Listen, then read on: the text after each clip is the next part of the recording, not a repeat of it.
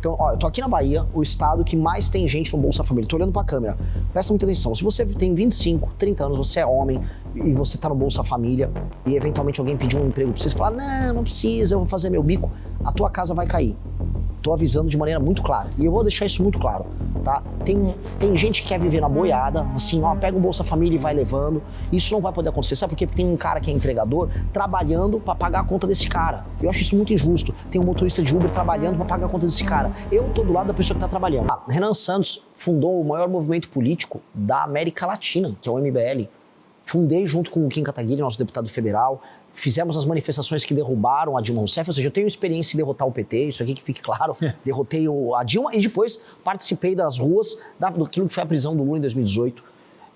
Não me rendi ao puxa-saquismo Bolsonaro, como boa parte da direita brasileira fez, porque todo mundo começou a puxar saco do Bolsonaro para tirar uma lasquinha do Bolsonaro, da popularidade dele. Só que o Bolsonaro errava, especialmente o filho Flávio, e ninguém apontava os erros. Hoje estamos com o Lula, se a gente não crescer nas pesquisas, praticamente reeleito, porque se ele for pro segundo turno com o Flávio, tá barbada. E por que tá barbada? Porque o Flávio comete todos aqueles erros, e eu tô chamando de erro aqui, bem entre aspas, porque a gente sabe muito bem o que o Flávio estava fazendo.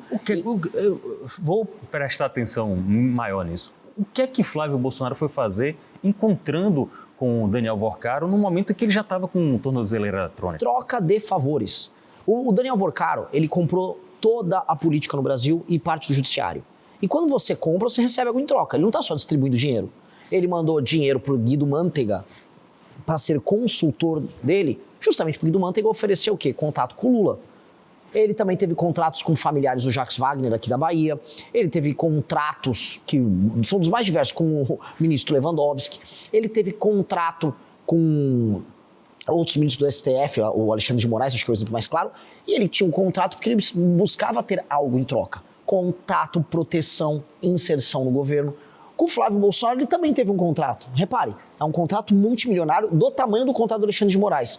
E ele não vai querer nada em troca? O que o Flávio ofereceu em troca? Muitas pessoas dizem que foi aquela MP que foi emitida em 2022, durante o governo do pai do Flávio, do Jair, que aumentou o crédito cesta, que aumentou os créditos consignados, que manteve o Banco Master vivo dali em diante. Então, é bom ficar de olho, porque quando descobrirem, a casa do Flávio vai cair. Já está caindo, mas vai cair. E não é muito interessante que a gente está aqui na Bahia e a casa do Flávio está caindo por conta de Trancoso, que aparentemente ele veio aqui para Trancoso tratar de assuntos Dizem que tem vídeos, né? Sim, até agora não saiu nada. Vídeos bem complicados. E também, por conta, não vamos nos esquecer, do crédito cesta, que aumentou o crédito aqui e começou aqui na Bahia. Tá com o Renan Santos aqui, pré-candidato pelo Partido Missão, visitando a Bahia e tentando preencher uma lacuna que é o que os especialistas apontam do seu teto de votos de pesquisa, né? O teto de avaliação de pesquisa, é justamente o desconhecimento. Sim. Como é que você... aliás, é um problema entre os candidatos, é um problema que dá para sanar em 5, 4 meses. Outros problemas de outros candidatos não dão para ser sanados em 4 meses. Exatamente. Como é a sua estratégia para ser mais conhecido? Trabalhar muito mais de todo mundo. Eu sou uma máquina de trabalhar. Eu tô rodando o Brasil de carro, de avião, do jeito que der, a pé, se precisar, vou a cavalo, vou nadando, eu vou em todos os veículos de imprensa que eu puder, vou conversar com todo mundo, vou ser atacado, vou responder sempre com educação, não lacro pra cima de jornalista, mas trago a minha versão dos fatos, minha visão do que eu tenho pro Brasil, e com base nisso a gente vai criando um padrão. E qual é o padrão? Onde eu sou conhecido, eu viro voto. Por exemplo, onde eu sou mais conhecido entre os mais jovens. Onde eu estou entre os mais jovens na pesquisa, em primeiro. Então, se eu fico conhecido, eu vou para primeiro. Então, começando a me conhecer mais no público de 25 a 35, agora. Ou seja, não tão jovem. É 18 a 24. Do 16 a 24 eu estou em primeiro. No de 25 a 35, eu já estou com 12%. Eu tinha 2% ali. Então, conforme vou me conhecendo, eu vou subindo. E depois de 35 a 45, também vou subir. É uma questão de tempo. As pessoas estão me vendo na TV, estão me vendo nas rádios, estão me vendo na internet.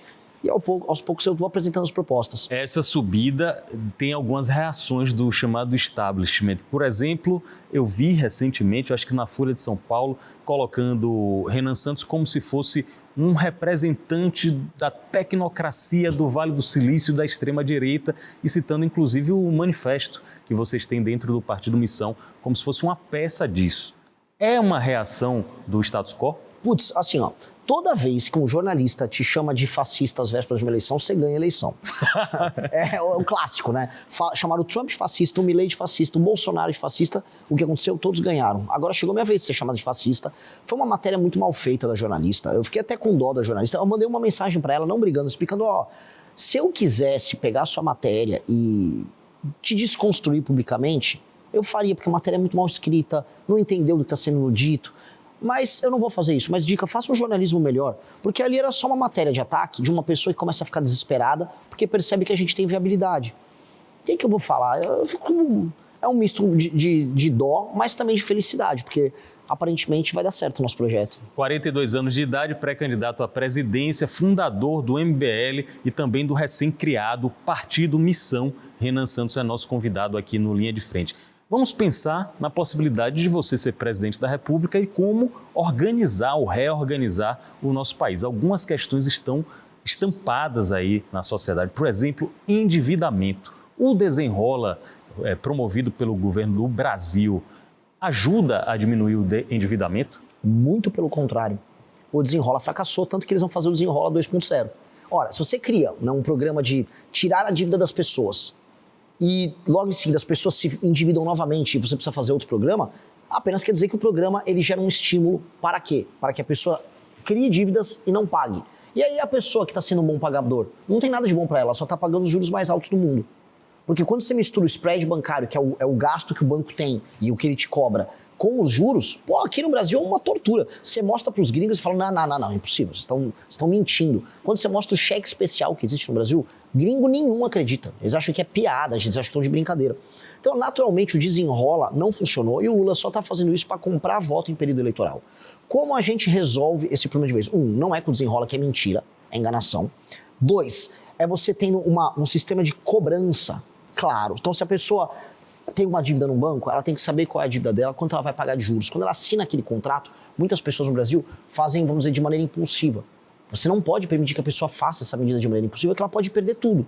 Vou dar algum exemplo. Até crédito consignado no Brasil tem juros que não fazem sentido, porque o crédito consignado, a garantia dele é um valor, por exemplo, uma aposentadoria, que é líquido e certa. O juro tinha que ser baixinho. O crédito sexta estava cobrando 6% ao mês. É roubo, só que as pessoas fazem porque elas não têm matemática financeira, elas não aprendem. Ou é isso ou é o agiota, ou é o cigano. Se bem que assim, né, o agiota está até mais barato, dependendo do caso, né? O que nós precisamos fazer? O Brasil precisa desesperadamente fazer uma reforma fiscal que diminua as despesas, para que aí a trajetória da dívida com o PIB, essa curva ela diminua, a gente saiba que o Brasil tem a condição de pagar suas contas e a gente abaixa os juros. Abaixando os juros, contrair dívida para o Brasil não vai ficar tão caro. Aí o brasileiro consegue pagar as dívidas que ele contraiu. Isso nós precisamos fazer desesperadamente. Quando se fala em ajuste de contas no Brasil, muito dos progressistas dizem já estão falando em acabar ou reduzir o alcance dos programas sociais como o Bolsa Família. Você enxerga que o Bolsa Família também tem que passar por esse tipo de readaptação? Sim, com certeza. Então, eu tô aqui na Bahia, o estado que mais tem gente no Bolsa Família. Tô olhando para a câmera. Presta muita atenção. Se você tem 25, 30 anos, você é homem e você tá no Bolsa Família e eventualmente alguém pediu um emprego para você, falar, não precisa, eu vou fazer meu bico, a tua casa vai cair. Tô avisando de maneira muito clara. E eu vou deixar isso muito claro, tá? Tem gente que quer viver na boiada, assim, pega um Bolsa Família e vai levando. Isso não vai poder acontecer, sabe por quê? Porque tem um cara que é entregador trabalhando para pagar a conta desse cara. Eu acho isso muito injusto. Tem um motorista de Uber trabalhando para pagar a conta desse cara. Eu tô do lado da pessoa que tá trabalhando. E quem tá no Bolsa Família? É muito simples. Aqui no interior da Bahia, eu vou visitar essas cidades todas. Tem um monte de município que mais de 50% das famílias estão hoje em alguma medida vivendo de Bolsa Família e emprego na prefeitura. Quando essa pessoa for no CRAS, especialmente o homem que está desocupado, esse cara vai chegar lá e não vai encontrar o cartãozinho, vai encontrar um formulário de uma frente de trabalho. Vamos recapear a estrada aqui, vamos ajudar a capinar, eu vou pagar um valor maior que o Bolsa Família, só que você vai botar um macacão e vai trabalhar com o governo federal e com o governo municipal para resolver isso. E se ele não quiser? E se não quiser, não tem mais Bolsa Família. Aí vai ter que se picar. Ou ele arruma um emprego na iniciativa privada, ou ele trabalha com o governo nisso. Agora, ficar em casa sem fazer nada, isso está errado. Isso está moralmente errado. E nós precisamos mexer nisso, porque está sendo criada uma cultura de leniência com o não trabalho. O Bolsa Família para uma família, para uma senhora que tem 60 anos, 50 anos, ainda não se aposentou, tem 3 filhos, e ela não pode passar fome, poxa, a gente entende essa situação. Eu vou manter o Bolsa Família para essas pessoas. Agora, para a pessoa, marmanjo, que pode trabalhar, mas quer fazer a seguinte conta: eu faço um bico aqui, recebo um Bolsa Família ali, falo com o prefeito da cidade, trabalha numa campanha, ganha um empreguinho na prefeitura por um ano, essa casa vai cair. Dica, eu não vou deixar isso acontecer. E você fala de maneira muito transparente, né? Não é estelionato eleitoral. Você está dizendo o que é que você vai fazer, por mais que tenha resistência de parte do público. Mas não tem que ser assim. O político tem que ser assim. Se eu vou pegar um político tradicional e ficar, não, veja só, eu tô aqui para cuidar do povo. Não tem dinheiro para ficar pagando todas essas coisas. É muito programa social um atrás do outro. Ah, eu tava numa favela aqui, tomada pelo tráfico. Tinha um botijão de gás gigante. O Lula mandou colocar um botijão de mentira gigante escrito, é gás do povo. Porque ele vai comprar voto dando botijão de gás para as pessoas na eleição.